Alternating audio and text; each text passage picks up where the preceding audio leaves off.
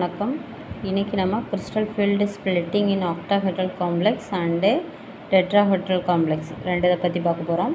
இது வரைக்கும் நம்மளுடைய சேனலை சப்ஸ்கிரைப் பண்ணலைன்னா மறக்காமல் சப்ஸ்கிரைப் பண்ணிடுங்க. கூடவே பக்கத்தில் இருக்க பெல் பட்டனையும் கிளிக் பண்ணிடுங்க. அப்போ தான் நான் போடுற வீடியோ நோட்டிஃபிகேஷனில் உங்களுக்கு வரும். வாங்க வீடியோக்குள்ளே போகலாம். First, crystal field splitting means the energy difference between two set of d orbitals. Energy difference between two set of d orbitals. இந்த d orbitals வந்து two set of split ஆகும். என்னென்னு பார்த்தீங்கன்னா xy, yz, zx ஆகும் 3 ஆர்பிட்டாலும், x squared minus y squared, z squared இது மாதிரி 2 செட்டாக split ஆகும். இதுதான் வந்து நம்ம என்னென்னு சொல்கிறோம், கிறிஸ்டல் ஃபீல்ட் ஸ்ப்ளிட்டிங். இந்த ஸ்ப்ளிட்டிங்கில் ஆக்டாஹெட்ரலுக்கு ஒரு மாதிரி ஸ்ப்ளிட் ஆகும், டெட்ராஹெட்ரலுக்கு ஒரு மாதிரி ஸ்ப்ளிட் ஆகும். இதை தான் நம்ம இன்றைக்கி பார்க்க போகிறோம். ஆக்டாஹெட்ரல் ரெண்டையும் ஒரே மாதிரி கம்பேர் பண்ணி பார்ப்போம். அப்போ கொஞ்சம் நம்மளுக்கு ஈஸியாக இருக்கும். ஆக்டாஹெட்ரல் காம்ப்ளெக்ஸில் T2G வந்து இந்த இருக்குல்ல T2G, இது வந்து லோயர் எனர்ஜியாக இருக்கும், EG வந்து ஹையர் எனர்ஜியாக இருக்கும். இதே டெட்ராஹெட்ரல் காம்ப்ளெக்ஸில் EG செட்டு வந்து லோயர் எனர்ஜியாகவும், T2G இருக்குல்ல இது வந்து ஹையர் எனர்ஜியாகவும் ஸ்ப்ளிட் ஆகும். ஓகேவா? இந்த 2 செட்டுக்கும் இருக்கக்கூடிய கேப் இருக்குது பார்த்திங்களா, இந்த பிட்வீன் கேப்பு, இந்த கேப் வந்து டெல், இந்த ஓன்னு போட்டிருக்கோம்ல, ஓ வந்து ஆக்டாஹெட்ரல், இங்கே வந்து நம்ம டெல் T போடுவோம், T வந்து டெட்ராஹெட்ரல்.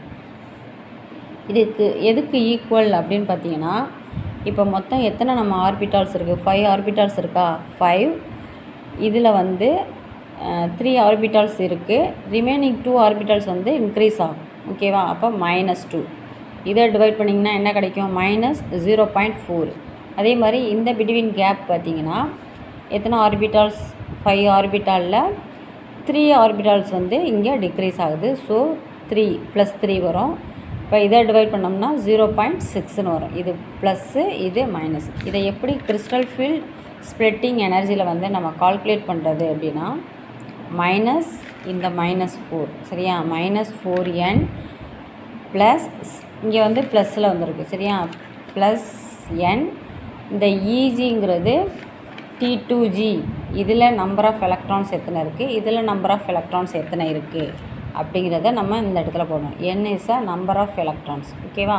அதே மாதிரி இங்கே வந்து என்னங்கிறது நம்பர் ஆஃப் EG எலக்ட்ரான்ஸ், அதே மாதிரி இங்கே number of T2G electrons plus NPங்கிறது நம்பர் ஆஃப் பேர்ட் ஆர்பிட்டால்ஸ். இங்கே இருக்கக்கூடிய D ஆர்பிட்டாலில் ப்ரெசண்ட்டாக இருக்கக்கூடிய எலக்ட்ரான்ஸை நம்ம இந்த ஆர்பிட்டாலில் ஃபில் பண்ணுறோம்ல, அப்படி ஃபில் பண்ணுறப்ப எத்தனை ஆர்பிட்டால் வந்து பேர்டாக இருக்குது அப்படிங்கிறத இங்கே மல்டிபிள் பண்ணிக்கணும் சரியா. என்னோட அந்த பியை வந்து மல்டிபிள் பண்ணி வரக்கூடியதை போடணும். இப்போ பார்ப்போம். இப்போ D ஆர்பிட்டாலில் 1 to 10 வரைக்கும் இருக்கும் எலக்ட்ரான்ஸ். இந்த எலக்ட்ரான்ஸை வந்து நம்ம எப்படி ஃபில் பண்ணுவோம் அப்படின்னா, ஸ்ட்ராங் ஃபீல்ட் லிகாண்டாக இருந்துச்சு அப்படின்னா எலக்ட்ரான்ஸ் வந்து பேர் ஆகும், வீக் ஃபீல்ட் லிகாண்டாக இருந்துச்சு அப்படின்னா எலக்ட்ரான் பேர் ஆகாது. இதை ஃபஸ்ட்டு நீங்கள் புரிஞ்சுக்கணும்.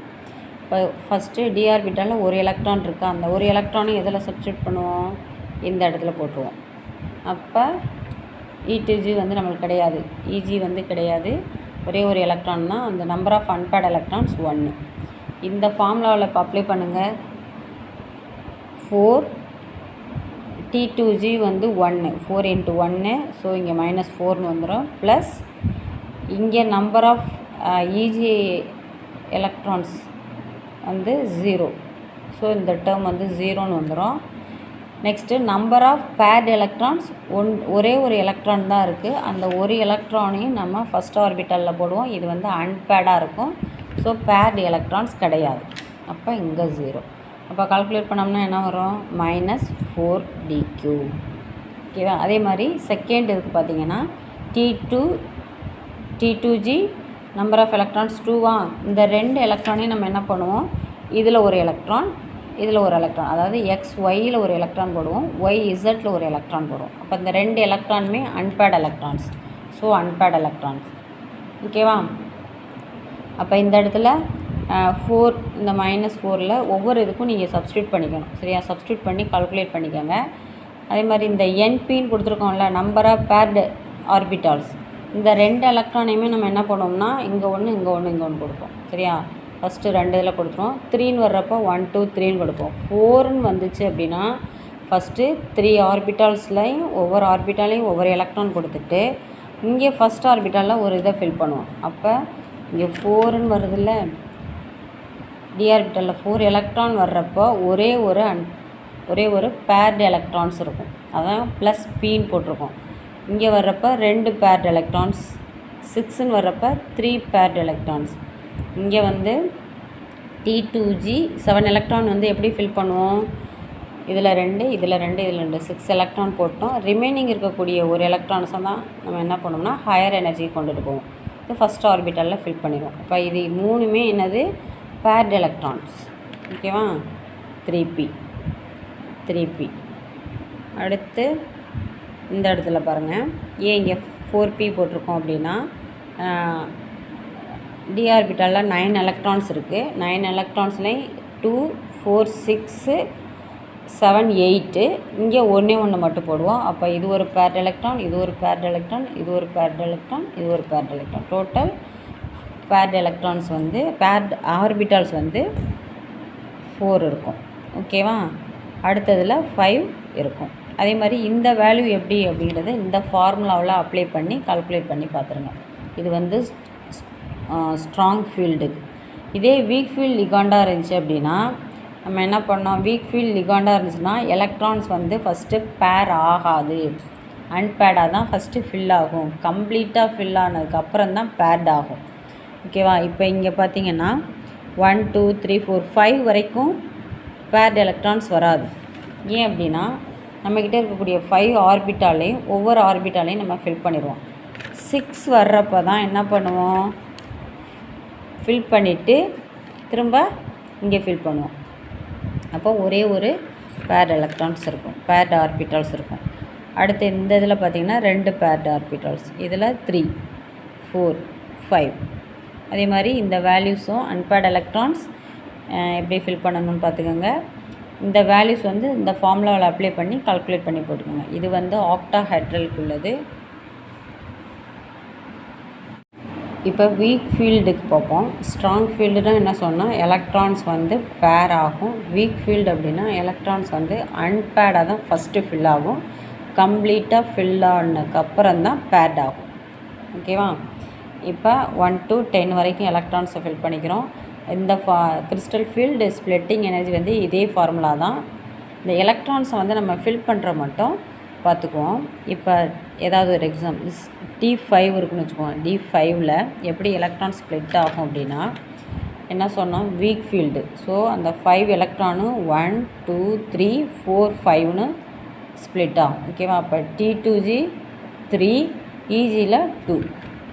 ஓகேவா? நெக்ஸ்ட்டு அன்பேர்டு எலக்ட்ரான் என்ன? ஒவ்வொரு ஆர்பிட்டாலையுமே நம்ம ஒரு எலக்ட்ரான் தான் கொடுத்துருக்கோம். So unpaired electrons 5. நெக்ஸ்ட்டு இந்த ஃபார்முலாவில் அப்ளை பண்ணிங்கன்னா 0 வந்துடும். அடுத்து D8க்கு பார்ப்போம். D8 வந்து எப்படி ஃபில்ட் ஆகும்? 1 2 3 4 5 6 7 8. ஓகேவா? 5 எலக்ட்ரான்ஸை வந்து நம்ம ஆர்பிட்டாலில் ஃபில் பண்ணிவிட்டு எக்ஸஸ் ஆஃப் எலக்ட்ரான் இருந்துச்சு அப்படின்னா மறுபடியும் நம்ம லோயர் எனர்ஜிலேருந்து ஃபில் பண்ணணும். அப்படி ஃபில் பண்ணோம் அப்படின்னா இந்த 3 ஆர்பிட்டால்ஸ் மட்டும் பேர்டாக இருக்கும். ஓகேவா? அங்கே 3p. அதே மாதிரி 9 வர்றப்ப இந்த பாக்ஸும் ஃபில்ட் ஆகிடும். அப்போ 4p. இந்த 4p 2pலாம் போட்டிருக்கோம்ல, இது எப்படிங்கிறதுக்கு சொல்லியிருக்கேன். இந்த வேல்யூ வந்து நம்ம இந்த ஃபார்முலாவில் அப்ளை பண்ணி கண்டுபிடிச்சிக்கணும். என்னங்கிறது T2Gயோடைய நம்பர்ஸ். அதே மாதிரி இங்கே என்னங்கிறது EGயோடைய நம்பர். சரியா? இந்த NPங்கிறது நம்பர் ஆஃப் பேர்டு ஆர்பிட்டால்ஸ். இந்த ஃபார்முலாவில் இங்கே கொடுத்துருக்க வேல்யூவை சப்ஸ்டியூட் பண்ணிங்கன்னா இந்த வேல்யூ கண்டுபிடிச்சிருவோம். இது வீக் ஃபீல்டுக்கு. இப்போ நம்ம பார்த்துருக்கிறது எல்லாமே ஆக்டாஹெட்ரல் காம்ப்ளெக்ஸுக்கு. இப்போ டெட்ராஹெட்ரல் காம்ப்ளெக்ஸுக்கு பார்ப்போம். நெக்ஸ்ட்டு டெட்ராஹெட்ரல் காம்ப்ளெக்ஸ் பார்ப்போம். டெட்ராஹெட்ரல் காம்ப்ளெக்ஸில் எனர்ஜி வந்து எப்படி ஸ்ப்ளிட் ஆகும் அப்படின்னா ஆக்டாஹெட்ரல் காம்ப்ளெக்ஸுக்கு ஆப்போசிட்டாக இருக்கும். சரியா? அப்படின்னு பார்ப்போம்.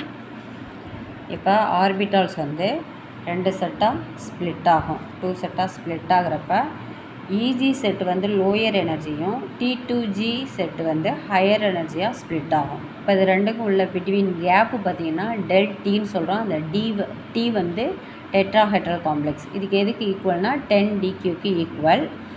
அதே மாதிரி நம்ம இங்கே பார்த்தோம்ல இந்த செட்டு டிஃப்ரென்ஸு 5 ஆர்பிட்டாலை எதால் டிவைட் பண்ணணும் அப்படின்னா இங்கே 2 இருந்துச்சு அப்படின்னா 3ஆல் டிவைட் பண்ணணும். இங்கே 3 ஆர்பிட்டால் இருந்துச்சுன்னா 2ஆல் டிவைட் பண்ணணும். ஓகேவா?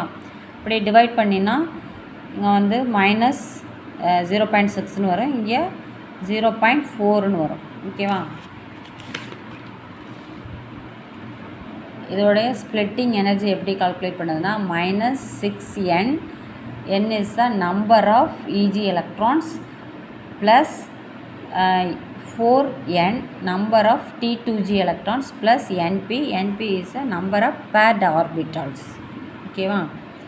இப்போ weak field ligand, strong field ligand. Weak field லிகான்னா என்ன சொன்னால் எலக்ட்ரான்ஸ் வந்து எடுத்த உடனே பேர்ட் ஆகாது, அன்பேர்டாக ஃபில் பண்ணிவிட்டு அதுக்கப்புறம் தான் பேர் பண்ணுவோம். இதே ஸ்ட்ராங் ஃபீல்ட் லிகாண்டாக இருந்துச்சுன்னா எடுத்த உடனே நம்ம என்ன பண்ணுவோம், ஒரு செட்டு இருந்துச்சு அப்படின்னா அந்த செட்டை ஃபஸ்ட்டு ஃபில் பண்ணிவிட்டு அதுக்கப்புறம் தான் ஹையர் எனர்ஜி லெவலுக்கு நம்ம கொண்டுட்டு போவோம். ஓகேவா?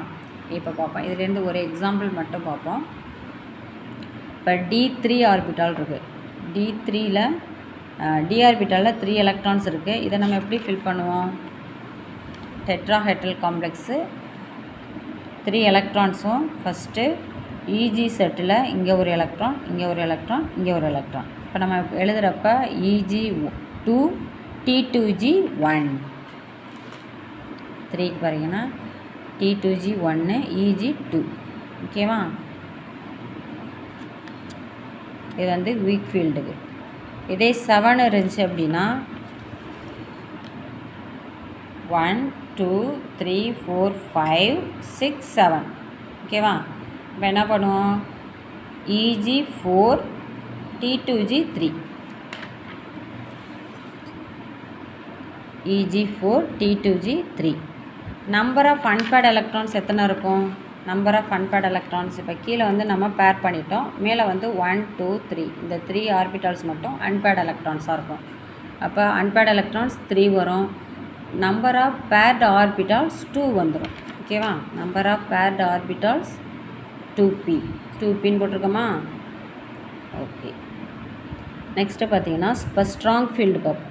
ஸ்ட்ராங் ஃபீல்டில் அதே தான் நம்பர் ஆஃப் எலக்ட்ரான்ஸ் போட்டுக்கோங்க.